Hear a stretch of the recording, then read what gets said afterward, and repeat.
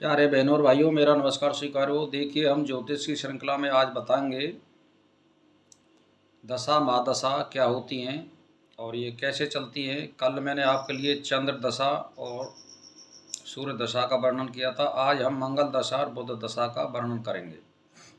तो देखिए, इसमें क्या है कि महादशा होती है वो, जैसे मान के चलिए आज हम मंगल का वर्णन करेंगे तो ये 7 साल की होती है। इसमें जो अंतर्दशाएं होती हैं, तो जैसे राहु, शनि और शुक्र की एक एक वर्ष की होती है। ये बड़ी इसके अंतर्दशा होती है ये। तो इसमें ये कैसे फल देगा और महादशा में मंगल कैसे फल देगा, इसका मैं वर्णन कर रहा हूँ। तो देखिए, जिस जातक की कुंडली में मंगल उच्च या स्वराशि का मूल त्रिकोण में स्थित हो, तो जातक भूमि की दशा में स्त्री पुत्र का विशेष सुख प्राप्त करता है। इस दशा में जातक को भूमि में विशेष लाभ होता है और मकान बनवाने और जमीन खरीदने या गड़ा हुआ धन प्राप्त होने का योग बनता है। ऐसा जातक या व्यक्ति समाज में मान सम्मान प्राप्त करता है, जाति का सिरमौर बनता है। इस दशा के अतिरिक्त धन प्राप्ति भी होती है। मंगल यदि नीच राशि में और नीच का या शत्रु ग्रह में हो, इस दशा में व्यक्ति अग्नि पीड़ा से पीड़ित होता है और उसका संचित धन रोगों से जूझने में व्यय हो जाता है और वह पित्त, वायु आदि रोगों से कष्ट पाता है। स्त्री पुत्र आदि से दूर रहने को विवश होता है। इन दिनों उसकी शक्ति झगड़ों में भी लग सकती है तथा कर्ज दिनों दिन बढ़ सकता है। ये स्थिति इसमें होती है, नीच का जो मंगल होता है। अब इसमें जैसे दशा, इसमें ये तो महादशा रही है और इसमें दशा का क्या वर्णन है, जो अंतर्दशा आएगी मंगल की दशा में, मंगल अंतर्दशा जैसे। तो इसमें देखिए, वर्ष कुंडली में जब जातक को पूर्ण बली मंगल की दशा चल रही हो, तो जातक सेना में असाधारण वीरता दिखाता है और उसे परिणाम स्वरूप उसकी तरक्की होती है और उसमें साहस का संचार होता है और स्वास्थ्य भी असाधारण प्रगति दिखाई देती है। तो अब यहाँ में बलि के ऊपर है कि आपका जो ग्रह है वो कितना स्वराशि का है या उच्च राशि का है या त्रिकोण राशि का है या केंद्र में है या मित्र राशि में है या शत्रु राशि में है, इस पर निर्भर करता है दशा का।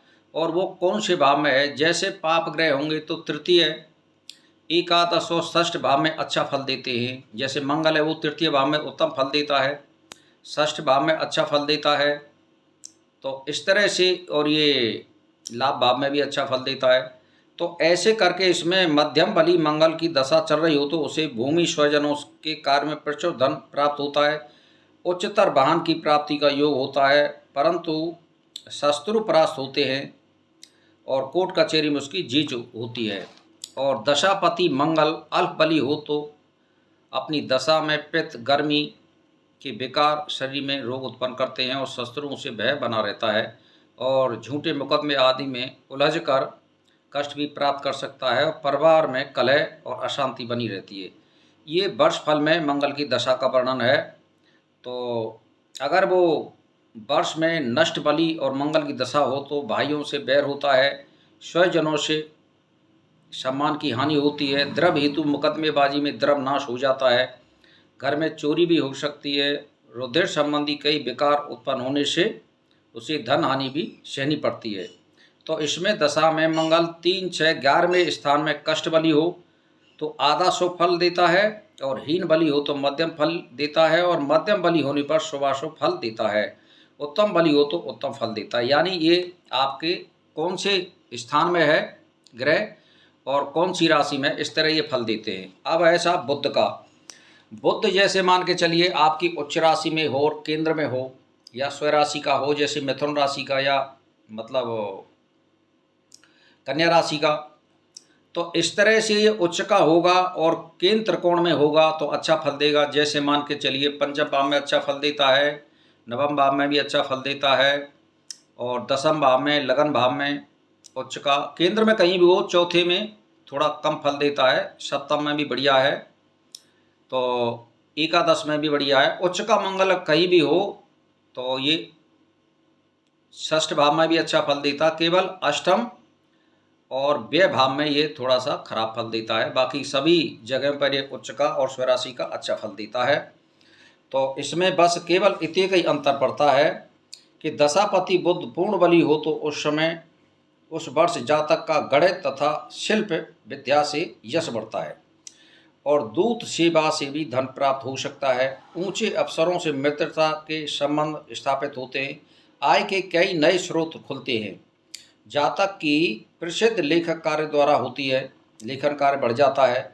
दशापति बुध अलबली हो तो कई प्रकार की कलाओं में प्रवीण होता है। मित्रों से उसे सम्मान और आलाप पहुंचता है। लिखने पढ़ने के कार्यों से जातक ख्याति प्राप्त करता है और समाज में सम्मानित होता है, परंतु गृह कलह से जातक एकांत प्रिय सा हो जाता है। ये इस बुध का फल है।